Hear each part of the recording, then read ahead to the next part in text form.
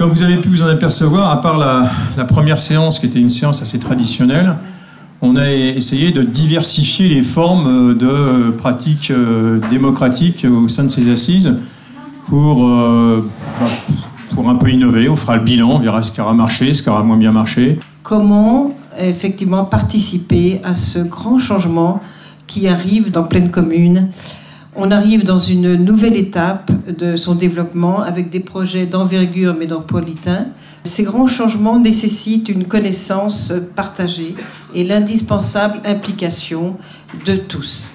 Le projet de territoire, selon nous, doit se construire dans une large démarche participative à l'échelle des quartiers et de l'intercommunalité.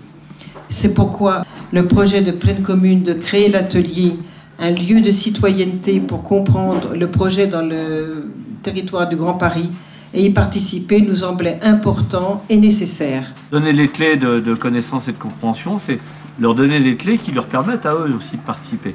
Parfois, les discussions, elles se mènent quand même entre un peu spécialistes, je mets des guillemets, quoi.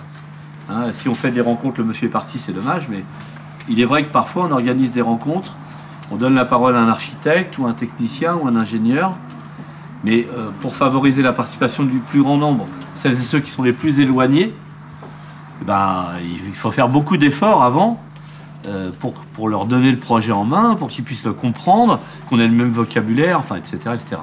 C'est un peu ça derrière donner les clés, c'est... Donner les clés de la participation. Et puis y compris les clés du jeu, c'est-à-dire on vous donne la parole pour faire quoi? D'accord.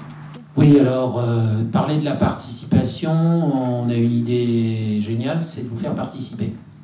Dans le cadre du territoire de la culture et de la création, qu'on a évoqué tout à l'heure, c'est pourquoi participer à ce projet dans le cadre du Grand Paris. Le premier pas, déjà, une compréhension partagée du projet. C'est quoi le territoire de la culture et de la création? Pour pouvoir participer à quelque chose, il faut déjà comprendre le périmètre et le contenu du projet. Pour que le Grand Paris appartienne aux citoyens. Pourquoi participer? Pour construire avec. Pour comprendre ce que l'on entend par territoire de la culture et de la création. Partager son expérience. Donc l'idée de mutualiser, de mettre en commun. Plus il y aura de participation, plus ça pourra être pris en compte. Donc l'idée d'influer sur les projets. Ma parole compte. Donc c'est un peu l'idée tout à l'heure d'avoir une influence. Là, on a toutes sortes de remarques. Un lieu ouvert, tourne autour de ça. Un lieu ouvert, différentes plages horaires pour les salariés, les habitants, les étudiants, les voyageurs. Une animation qui permette d'ouvrir le lieu à tous. Un lieu où l'institution ne prenne pas toute la place. Et puis, on a ici 4 fiches qui tournent autour de la mobilité. De dire, effectivement, ce lieu, il faut qu'il soit ancré, il faut qu'il soit matérialisé, mais qu'il soit aussi, je dirais, décentralisable dans toutes sortes de manifestations. Alors, fonctionnement mobile de ville en ville, de quartier en quartier, proposer de faire venir les classes dès la maternelle, de décentraliser, de faire tourner l'atelier dans toutes les classes à l'université. Plus une philosophie de fonctionnement qu'un fonctionnement très concret, ça tourne autour de l'écoute, de l'empathie, de l'attention à l'autre, de l'échange interculturel, et puis de la participation des projets communaux et des projets intercommunaux. Un lieu où soient mis en débat les projets, qu'ils soient à l'échelle de la commune ou à l'échelle de l'intercommunalité. Et puis ça me donne une transition sur toutes les propositions de contenu, vous en avez fait pas mal, autour de l'écologie urbaine, des expérimentations sur les énergies nouvelles, avec quelques exemples, puis canadiens par exemple. Une question un peu centrale, mais que j'ai mis ici en périphérie parce qu'elle questionne l'ensemble du projet, c'est évidemment le budget de l'atelier et les moyens qui lui sont... J'élargis la question du budget, mais à la question des moyens et humains, financiers, techniques, d'ingénierie donnés à cet atelier pour son fonctionnement. Je reprends les mots-clés qui sont dans un certain ordre. Comprendre, partager, construire, influer. Moi, je trouve qu'il y a un post-it qui pose quand même bien la question. Pourquoi viendrions-nous à l'atelier alors qu'on a des choses attrayantes plus près de chez nous? Chaque fois qu'on commençait à penser quelque chose, oui, mais bon, on a ça chez nous, donc pourquoi on viendrait dans ce lieu? La co-construction. Il y a eu des termes qui sont venus pour que les gens participent. C'est pas seulement participer à un débat, c'est faire ensemble. Montrer qu'on peut faire quelque chose d'utile. Donc faire ensemble un lieu qui permette de monter des projets participatifs, communaux, intercommunaux, communautaires. L'atelier peut être un lieu de formation, d'auto-formation pour agir sur le territoire. Eh bien, un grand merci alors. Merci à vous. Non, mais on a bien travaillé. Hein. Oui, c'est très agréable comme travail, comme contact, et puis comme éclatement des gens là. C'est vraiment le grand plaisir. Voilà, ça me fait exprimer les gens. Là, on est dans le vrai. Alors ce soir, pourquoi nous avons souhaité participer aux assises de Plaine Commune?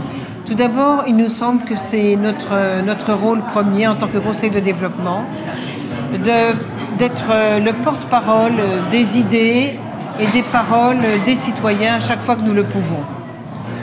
Nous n'avons pas toujours l'occasion de le faire, mais il se trouve que justement, avec le projet du Grand Paris, alors que notre territoire va connaître un extraordinaire développement, qu'il fallait surtout ne pas oublier de faire participer les habitants du territoire à ce projet.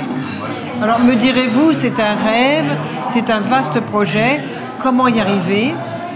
Eh bien, nous commencions ce soir justement par cette première réunion, par ces premiers groupes de travail dans le cadre de l'atelier qui est en préfiguration et qui va être le lieu, alors autant le lieu géographique qu'un lieu qui va se déplacer, dans lequel seront rassemblées les idées, les attentes et les propositions que les habitants vont pouvoir émettre sur le Grand Paris. Nous ne resterons pas là, puisque l'atelier est préfiguré pour durer 15 ans au minimum, et que nous continuerons à organiser des réunions de concertation avec les habitants à chaque fois que l'occasion nous sera donnée. Quels que soient les obstacles que l'histoire apportera, c'est dans le sens de sa libération que mon peuple, et à travers lui les autres, ira. L'ignorance, les préjugés, l'inculture peuvent un instant entraver ce libre mouvement. Le fait que l'atelier, qui est quelque chose qui arrive d'en haut, dans un projet comme ici, qui est un projet qui s'est monté par le bas, pour nous, c'est une sorte de pari gagné. Alors, on a envie d'y rêver, on a envie d'y croire, mais le fait que d'en haut, on s'intéresse à ce qui se construit par en bas et à cette énergie, on se dit, peut-être qu'on est en train de voir juste tous ensemble. Du coup, l'atelier, donc ce Grand Paris qui arrive ici au 6B, pour nous, c'est un atout, c'est un avantage, c'est aussi une façon pour nous de passer un peu à l'étape d'après, parce qu'on est à la fin de notre période de l'entre-deux, du chantier, de l'interstice industriel. On arrive dans un nouveau quartier, et ce nouveau quartier, il faut qu'on le réinvente avec tout le monde, donc avec la collectivité locale, avec l'institution. Ce nouveau quartier, à côté de la gare, il va accueillir des nouveaux habitants, il va accueillir des bureaux, mais il est surtout dans un contexte, dans ce territoire de la culture et de la création, dont on a envie, avec tout le monde, d'être porteur et d'être acteur. En fait, les artistes qui sont ici, ils entendent l'atelier arrive. Est-ce qu'on va pouvoir être actif là-dedans? Voilà la question aussi qu'on se pose. Et on espère, avec l'atelier ici au 6B, arriver à faire un maximum de ponts avec des artistes, des artisans du territoire pour qu'ils s'expriment dans ce territoire.